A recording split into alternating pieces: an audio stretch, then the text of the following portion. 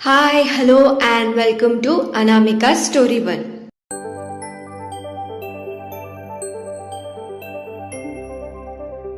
आज हम सुनने जा रहे हैं एक प्यारी सी प्रेम कहानी जिसका नाम है अधूरे हम। चैप्टर 19। बिना देर किए हम कहानी में आगे बढ़ते। सुबह के 8 बज रहे थे। होटल के रूम में आरोही अभी भी सो रही थी। उसकी नींद एक फोन कॉल से खुल गई थी। वो बिना अपनी आंखें खोले अपने हाथ को घुमाकर अपने फ़ोन को ढूंढ रही थी। उसे फ़ोन मिलते ही बिना नाम देके उसने फ़ोन उठा लिया। दूसरी तरफ से राघव ने पूछा, कहाँ हो? आरोही नींद में बोली, सो रही हूँ। तो राघव ने कहा, आवाज़ से पता चल रहा है, पर हम ये पूछ रहे हैं कहाँ हो? तो आरोही ने कहा, रूम में। राघव चिढ़कर बोला, रूम में? आरोही, अभी आंटी का फोन आया था। वो कह रही थी कि तुम किसी दोस्त से मिलने गई हो और 2 दिन से अपना फोन भी नहीं उठा रही हो। पता है आंटी कितनी परेशान हो रही है? आरोही ने कहा, अरे बस एक दोस्त से मिलने आई थी। तो राघव ने कहा, ऐसा कौन सा दोस्त है जो हम और विवान नहीं जानते? आरोही ने कहा, तुम्हें क्या लगता है तुम दोनों के अलावा हमारा कोई दोस्त नहीं बन सकता? ये पुलिस की तरह तहकीकात करना बंद करो और हमें सोने दो, बहुत नींद आ रही है। राघव ने कहा, जहाँ कहीं भी हो चुपचाप अभी के अभी वहाँ से निकलो। घर जाओ, आंटी से मिलो और कल ऑफिस आना, हमें कुछ बताना है तुम्हें। तो आरोही ने कहा, कल तक क्यों, अभी बता देना। राघव ने कहा, ज़्यादा बोलने की ज़रूरत नहीं है। वैसे भी अभी हमारी और अर्जुन भैया की साथ में एक मीटिंग है, तो हम बात नहीं कर सकते। तो जो कहा है वो करो। इतना कहकर राघव ने फ़ोन काट दिया। अर्जुन का नाम सुनकर आरोही ने अपने बगल में देखा। वहाँ कोई नहीं था। वो उठकर दूसरे रूम में गई। वहाँ भी अर्जुन नहीं था। वो बाहर आई तो देखा हर्ष वहाँ पर था। तो उसने हर्ष से पूछा, अर्जुन कब गए? हर्ष ने कहा, मैम वो तो कल रात ही चले गए और उन्होंने कहा कि हम आपके साथ आ जाए। तो आरोही ने कहा, ठीक है, हम बस 15 मिनट में आते हैं। हर्ष ने पूछा, मैम नाश्ता? आरोही ने कहा, हमें भूख नहीं है, आप जाकर नाश्ता कर लीजिए। हर्ष ने कहा, सर ने आपके साथ ही रहने के लिए कहा है। तो आरोही ने कहा, कोई बात नहीं, आप जाइए। हर्ष थोड़ा सोचा और उसके बाद वहाँ से चला गया। आरोही अंदर आकर सोफे पर बैठ गई और खुद से बोली, फिर से तुम हमें इग्नोर कर रहे हो अर्जुन। शायद तुम ये सोच रहे होंगे कि कल रात जो हुआ वो नहीं होना चाहिए था। आरोही हल्का सा मुस्कुरा दी और अपने होठों को छूकर बोली, पर हमें आपके साथ जितना हो सके उतनी यादें बनानी है अर्जुन। उसके बाद हम मर भी जाए, हमें कोई पछतावा नहीं। ये सब सोचते सोचते आरोही अंदर चली गई। सिया के घर में राघव रात भर वही था। वो अपना काम में इतना बिजी हो गया कि वो रात भर नहीं सोया। राघव ने आरोही से बात करके जब पीछे पलटा तो देखा सिया रूम से बाहर आ रही थी। राघव को वहां देखकर सिया पूछी, आप रात भर यहीं थे?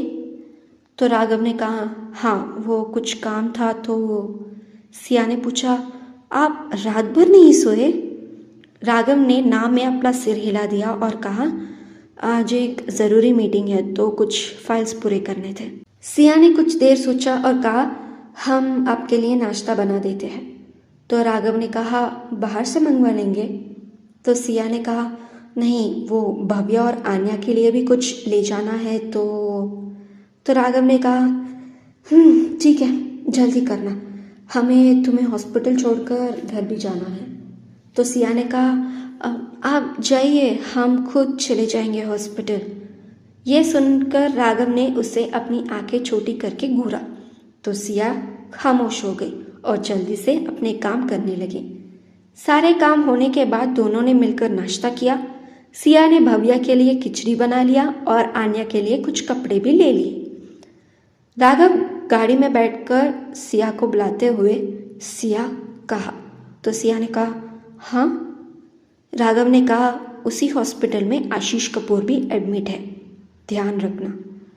सिया को वो रात याद आ गई उसने बस राघव की बात पर अपना सिर हिला दिया। तो राघव ने आगे कहा, वो माँ के क्रियाकर्म के बारे में। सिया उसकी बात को बीच में काटते हुए बोली, क्या हम इस बारे में बाद में बात कर सकते हैं? सिया अभी भी सच को स्वीकार नहीं पा रही थी और राघव इस बात समझ रहा था और उसने आगे कुछ नहीं कहा। कुछ देर में हॉस्पिटल आ गया और सिया अंदर चली गई और राघव घर के लिए निकल गया। सिया भव्या के रूम के बाहर आकर रुक गई। उसे अभी भी भव्या का सामने करने में डर लग रहा था। उसने एक गहरी सांस ली और अंदर चली गई। भव्या सो रही थी। आन्या उसके पास बैठकर अपने फोन में कुछ काम कर रही थी। दरवाजा खुलने की आवाज से आन्या का ध्यान उस तरफ चला गया। आन्या सिया को देखकर पूछी, सिया आ गई, कैसी है? सिया ने कहा, ठीक हूँ, और तुम और भव्या? आन्या ने कहा, वो ठीक है, चिंता मत कर, कल रात डॉक्टर ने कहा है वो जल्दी रिकवर कर रही है। सिया को यह सुनकर थोड़ा चैन मिला और वो इधर उधर देखकर आन्या से पूछी, मामा जी कहाँ हैं? तो आन्या ने कहा, तुम अभी भी उनके बारे में पूछ रही हो? किस तरह से बात कर रहे थे वो तुम्हारे बारे में? तो सिया ने कहा, आन्या, वो माँ के जाने के दुख में वो सब कह दिए होंगे।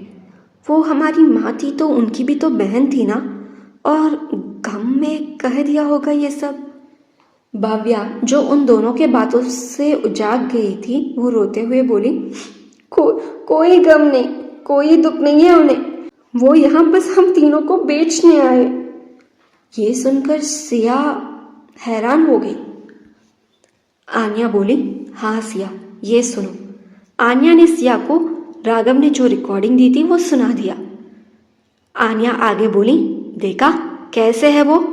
ये तो अच्छा हुआ राघव सर के एक गार्ड ने उन्हें ये सब कहते हुए सुन लिया और हमें सच पता चल गया, वरना पता नहीं क्या होता। सिया ने कहा, गार्ड? आन्या ने कहा, हाँ, राघव सर ने हमारे लिए यहाँ गार्ड रख कर गए। पता है कितना ख्याल रख रहे हैं वो हमारी। ये सुनकर सिया सोच में पड़ गई। भव्या ने सिया का हाथ पकड़ा तो सिया ने उसके पास बैठ गई। भव्या उसके गले लग गई और रोने लगी। सिया को भी रोना आ गया। आन्या भी आकर उनके गले लग गई। कुछ देर तीनों ऐसे ही रहे।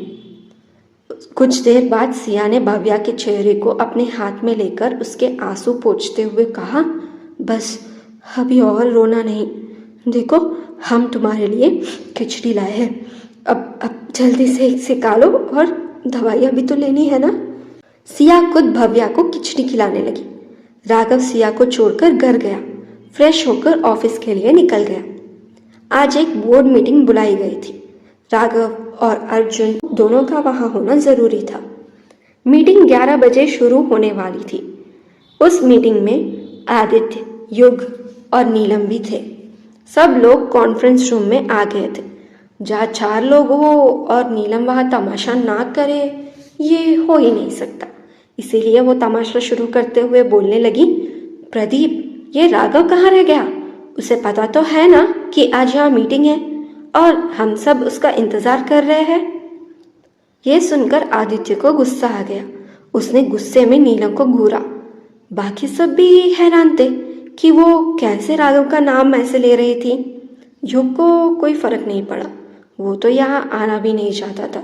नीलम ने उसे जबरदस्ती यहाँ ले आई। प्रदीप ने कहा, मीटिंग में अभी 5 मिनट बाकी है। तो नीलम ने कहा, अब सब लोग आ गए हैं तो मीटिंग शुरू कर सकते हैं ना, इन लोगों के पास और भी बहुत सारे काम होंगे। यह सुनकर प्रदीप को गुस्सा आ रहा था। पहली बात तो वो उसकी बॉस नहीं थी, दूसरी यहाँ जो भी लोग आए हैं उन सबको अच्छे से पता है कि ये कितनी ज़रूरी मीटिंग है, तो सब लोगों ने उसके हिसाब से ही प्लान बना के आए हैं। तीसरी और सबसे मेन बात, उनको मतलब नीलम को इस मीटिंग में किसी ने बुलाया भी नहीं है। अरे वो तो बोर्ड मेंबर भी नहीं थी, वो तो ऐसे ही अचानक आदमखी थी तमाशा करने के लिए। ऐसे ही प्रदीप मन में नीलम को कोस रहा था। तभी अर्जुन और राघव एक साथ रूम में आ गए। सबने उन्हें गुड मॉर्निंग विश किया। राघव और अर्जुन आकर चेयर पर बैठ गए। उन लोगों के आते ही नीलम ने कहा, इतनी देर लगा दिया अर्जुन, सब लोग कब से तुम दोनों का इंतजार कर रहे थे। जब वो अर्जुन को ऐसे बोल रही थी, राघव को बहुत गुस्सा आ रहा था, पर अर्जुन समझ रहा था कि वो जानबूझकर ये कह रही है। अर्जुन ये भी समझ गया कि नीलम वहाँ क्यों आई है। वो कुछ भी करके राघव के गुस्से का फायदा उठाना चाहती थी। वो जानती थी राघव को बिल्कुल पसंद नहीं जब उसके आगे कोई अर्जुन को कुछ भी कहे। राघव का गुस्सा ही उसकी कमजोरी थी, जिसका फायदा नीलम हमेशा उठाती थी। उसने इसी का फायदा उठाकर राघव और आदित्य के बीच दूरियां पैदा कर दी थी, जो आज तक कोई नहीं मिटा पाया। अर्जुन ने कहा, हमने किसी को भी यहाँ जबरदस्ती नहीं रोका है, काम की बात करने के लिए बुलाया है। जिसे हमारे साथ काम करना है वो यहाँ रहे, जिसे नहीं करनी दरवाजा उधर है। नीलम ये सुनकर थोड़ा जेब गई। अर्जुन ने सबके सामने उसकी बेइज्जती कर दी।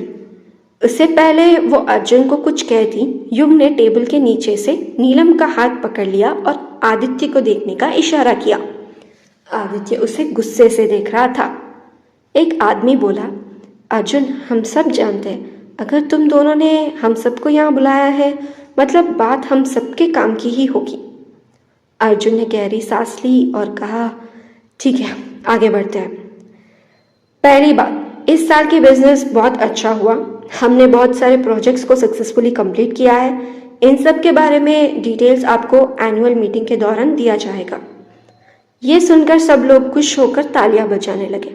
तो अर्जुन आगे बोला, दूसरी बात, इस बार भी सिंघानिया कंपनी कुछ न्यू स्टार्टअप्स में इन्वेस्ट करना चाहती है, जिनके बारे में आपके आगे जो फाइल रखी है उसमें सारे डिटेल्स हैं। पहले की तरह ही प्रमोटर 50% इन्वेस्ट करेंगे और बाकी के 50% में सिंघानिया कंपनी का इन्वेस्टमेंट रहेगा। और अगर आप लोग सिंघानिया कंपनी के 50% शेयर में पार्टनरशिप करना चाहते हैं तो कर सकते हैं। ये सब सुनकर उनमें से एक आदमी बोला, पर ये सब मुंबई में नहीं है। तो राघव ने कहा, रिसर्च के हिसाब से इन्हें मुंबई में शुरू कर सकते हैं, और जो नहीं हो सकते मतलब जो मुंबई के बाहर है, उनके सक्सेस होने के बाद मुंबई में नया ब्रांच ओपन करके हेड ऑफिस यहाँ शिफ्ट कर देंगे। दूसरा आदमी बोला, वैसे ये बहुत प्रॉमिसिंग तो लग रहे हैं, क्या हमें कुछ वक्त मिल सकता है सोचने के लिए? अर्जुन ने कहा, एनुअल मीटिंग में आप अपना डिसीजन बता सकते हैं। तो दूसरा आदमी बोला, ठीक है। राघव ने कहा, तीसरी और आज की आखिरी बात। उसने नीलम को गुस्से से देखते हुए कहा, उसके बाद आप लोग अपने काम पर जा सकते हैं। राघव ने आगे देखा और कहा, हम लोग मतलब सिंघानिया कंपनी, शेखावत इंडस्ट्रीज और ओबराय कंस्ट्रक्शंस मिलकर कपूर इंडस्ट्रीज को टेक ओवर कर रहे हैं। ये सुनकर सब लोगों के तो होश ही उड़ गए और हैरान होकर सबने एक साथ पूछा, क्या? आदित्य कहने लगा, कपूर इंडस्ट्रीज तो हमारे सबसे बड़ा कॉम्पिटिटर है, तो ये सब तो। अर्जुन ने उनकी बात को बीच में काटते हुए कहा, हाँ, हम टेक ओवर कर रहे हैं। एक आदमी बोला, इसमें तो बहुत रिस्क है। राघव ने कहा, इसीलिए इन सब में आपको इन्वॉल्व नहीं किया जा रहा है। इसके अलावा और भी कुछ सवाल उन लोगों ने किया था। अर्जुन, राघव और विवान ने भी उन सवालों के जवाब बहुत आराम से दिए। कुछ सवाल जवाब होने के बाद सब लोग चले गए। अब बस उस रूम में अर्जुन, राघव, रुद्र, युग, आदित्य और नीलम थे। आदित्य ने कहा, देखो बेटा, हम जानते हैं तुम हमसे नफरत करते हो और हमारी कोई बात नहीं मानते, पर राघव, ये बहुत खतरनाक है। आशीष कपूर किस तरह का इंसान है ये हम सब जानते हैं। उसने अर्जुन को मारने की कोशिश की थी बेटा। राघव उनकी बात को बीच में काटते हुए बोला, आपने सही कहा, हम आपकी कोई बात नहीं मानते और अब उस आशीष कपूर को हमारे हाथ से बर्बाद होने से कोई नहीं बचा सकता। राघव के इस बात से आदित्य का दिल टूट गया। वो बस उसे देखता ही रह गया। तो नीलम ने कहा, अब तुमने इतना सब सोच लिया है तो ये भी सोचा होगा कि नए कंपनी को कौन संभालने वाला है। मतलब तुम्हारे और अर्जुन के पास तो पहले ही संभालने को बहुत कुछ है। इस सवाल का जवाब ना राघव देना चाहता था और ना ही अर्जुन। तो रुद्र बीच में बोला, आपको इसकी चिंता करने की जरूरत नहीं है, हम और विवान भैया भी है। नीलम को थोड़ा गुस्सा आ गया। वो बोली, विवान? अरे तुम अपने भाइयों को छोड़कर किसी और बाहर वालों पर भरोसा करोगे? युग की बौहें ये सुनकर सिकुड़ गई। वो तो अपनी माँ के कहने पर ज़बरदस्ती यहाँ आया था। एक तो उसे यहाँ आना पसंद ही नहीं आ रहा था और उसकी माँ उसे यहाँ काम करने की बात कर रही थी। राघव भी गुस्से से बोला, विवान हमारा दोस्त है, या ये कहूँ तो वो आपसे बढ़कर है। इसके बारे में बोलने से पहले सोच लीजिएगा। इतना कहकर राघव वहाँ से चला गया। नीलम अर्जुन को देखकर बोली, अर्जुन, तुम्हारे भाइयों को सेटल करना तुम्हारी जिम्मेदारी है बेटा। अर्जुन ने बस उनकी ओर देखा और कुछ नहीं कहा। शिकावत हाउस में आरोही जब घर आई तो देखा उसकी माँ हॉल में अनीश के साथ बैठकर बातें कर रही थी। रंजना आरोही को आते हुए देखकर बोली, अरे बेटा, आ गई तुम? हम कब से तुम्हारा इंतज़ार कर रहे हैं। आरोही ने पूछा, हमारा इंतज़ार क्यों? रंजना ने कहा, अनीश तुमसे मिलने आया है। वो कह रहा था कि तुम्हारा फ़ोन लग ही नहीं रहा है। आरोही ने कहा, हाँ, वो जहाँ हम गए वहाँ सिग्नल नहीं था। तो रंजना ने कहा, तुम अर्जुन के घर में आई हो, क्या अर्जुन तुम्हारे साथ था? तो आरोही ने कहा, नहीं माँ, अर्जुन ने हर्ष जी को भेजा हमें लेने के लिए। अनीश ने कहा, देखा आंटी, हमने कहा ना कि अर्जुन सर हमारी हेल्प ज़रूर करेंगे। तो रंजना ने कहा, हाँ हाँ बेटा, अच्छा तुम दोनों बातें करो, हम आते हैं। इतना कहकर रंजना वहाँ से चली गई। अनीश आरोही के पास आकर कहने लगा, आरोही, आई एम सॉरी, उस दिन हमें ज़रूरी काम आ गया था, बस इसीलिए। आरोही उसकी बात को बीच में काटते हुए बोली, इसीलिए उस पार्टी में हमें बिना कुछ कहे वहाँ से चले गए, है ना? अनीश ने कहा, हाँ, और वैसे भी अर्जुन सर वहाँ थे तुम्हारे साथ, तो हम जानते थे कि तुम्हें कुछ नहीं होगा। तो आरोही ने कहा, तो अब क्यों आए हो? अनीश ने कहा, वो हम चाहते हैं कि तुम आज हमारे साथ पार्टी में चलो, हमारी मंगेतर बनकर। रंजना चाय लाते हुए बोली, अरे ज़रूर आएगी, ये भी कोई पूछने वाली बात है? ये सुनकर आरोही कुछ नहीं बोल पाई। हॉस्पिटल में आशीष कपूर बिस्तर पर लेटकर कुछ सोच रहा था। तभी उसके कमरे में वशिष्ठ आ गए। आशीष ने पूछा, तुम यहाँ क्या कर रहे हो? मिस्टर वशिष्ठ बोलने लगे, तुम्हें ये बताने आया हूँ कि राघव तुम्हें बर्बाद करने की पूरी प्लानिंग कर दिया है। आशीष ने पूछा, क्या पता चला है तुम्हें? मिस्टर वशिष्ठ ने कहा, राघव कपूर इंडस्ट्रीज को टेक ओवर करने जा रहा है। यह सुनकर आशीष ने जोर से चीखी, क्या बकवास कर रहे हो? तो मिस्टर वशिष्ठ बोले, बकवास? ये देखो। मिस्टर वशिष्ठ ने टीवी चला दिया। न्यूज़ में दिखाया जा रहा था कि अंजलि के मौत के जिम्मेदार आशीष है। उन दोनों के रिलेशनशिप के बारे में एक्सपोज हो चुका था पूरे न्यूज़ चैनल में। अंजलि के फ़ोन में जो डेटा अजय को मिली थी वो सब अजय ने न्यूज़ में लीक करवा दिया। इन सब की वजह से कपूर इंडस्ट्रीज के शेयर वैल्यू गिर रहे थे। शेयर होल्डर्स कपूर इंडस्ट्रीज के शेयर बेचकर उस कंपनी से दूर हो जाना चाहते थे। यह सब सुनकर आशीष का गुस्सा उसके सिर चढ़ गया और वो पूरे रूम का सामान फेंकने लगा। मिस्टर वशिष्ठ कहने लगे, आशीष संभालो खुद को। तो आशीष ने गुस्से से कहा, वो राघव फिर से मेरा सब कुछ छीनने की कोशिश कर रहा है, लेकिन इस बार नहीं, मैं उसे नहीं छोड़ूंगा, उसे मरना ही होगा। आशीष कपूर गुस्से से अपने कमरे से बाहर निकल गया। वशिष्ठ कहने लगा, पता नहीं अब ये क्या करेगा। तो वंश ने कहा, सर कहीं वो कुछ और गलत ना कर दे। तो मिस्टर वशिष्ठ ने कहा, अरे बाप रे, चलो उसके पीछे चलते हैं। वो दोनों भी आशीष कपूर के पीछे कमरे से बाहर आ गए। आशीष गुस्से से बाहर की ओर बढ़ रहा था तो दूसरी तरफ से सिया भव्या के लिए कुछ मेडिसिन लेकर कमरे की ओर जाने लगी। उसका ध्यान भव्या के रिपोर्ट्स पर और मेडिसिन पर ही था। वो रिपोर्ट पढ़ते हुए और मेडिसिन को देखते हुए आगे बढ़ रही थी। आशीष कपूर की नज़र चलते चलते सिया पर पड़ी और वो रुक गया। वो एक टक सिया को देख रहा था। मिस्टर वशिष्ठ और वंश ने जब आशीष को अचानक रुकते हुए देखा तो वो भी उस ओर देखने लगे जहां आशीष देख रहा था। जब वंश ने सिया को देखा तो वो थोड़ा घबरा गया। वो मन ही मन बोला, कि ये मैडम यहाँ क्या कर रही है।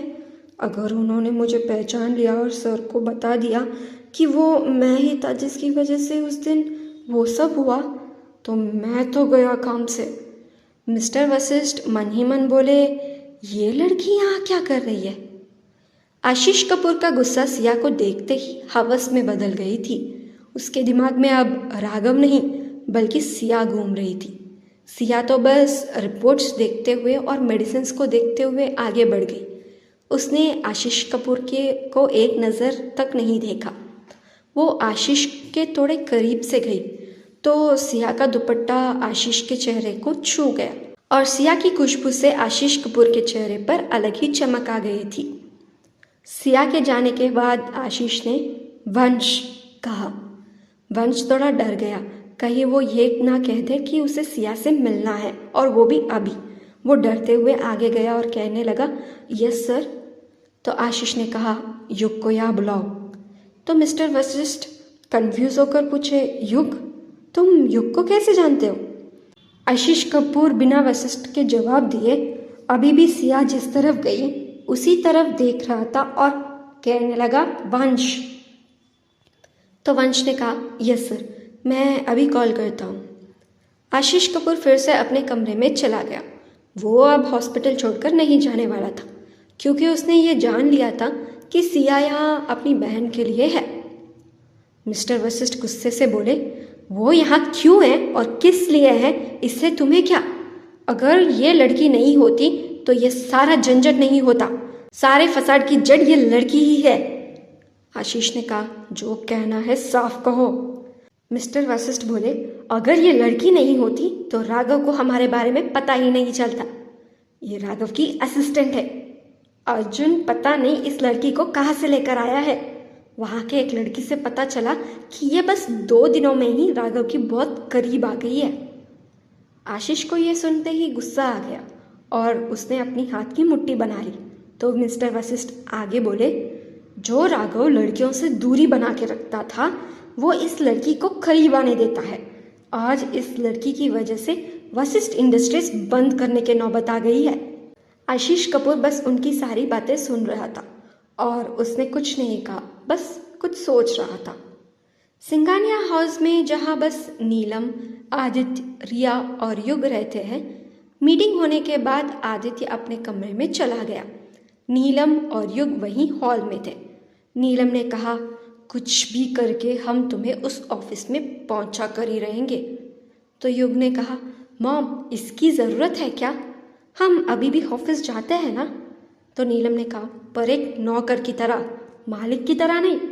हम तुम्हें वहाँ सीईओ के चेयर पर बिठाना चाहते हैं। युग ने कुछ नहीं कहा। तभी उसका फ़ोन बजा तो वो उसे उठाकर अपने कमरे में आ गया। दूसरी तरफ से वंश ने कहा, युग सर वो। तो युग ने पूछा, क्या हुआ? वंश ने कहा, सर आशीष कपूर सर आपको बुला रहे हैं। तो युग ने कहा, ठीक है। इतना कहकर उसने फ़ोन काट दिया और किसी को मैसेज कर दिया। उसने अपने वार्डरोब में कुछ कपड़ों के पीछे की एक बटन दबाई और एक दरवाज़ा खुल गया। वो उस रूम में गया, कुछ सामान अपने जेब में रखा और हॉस्पिटल के लिए निकल गया। तो क्या होगा आगे जानते हैं आने वाले भाग में। सुनते रहिएगा ये कहानी अधूरे हम, आपकी होस्ट अनामिका के साथ।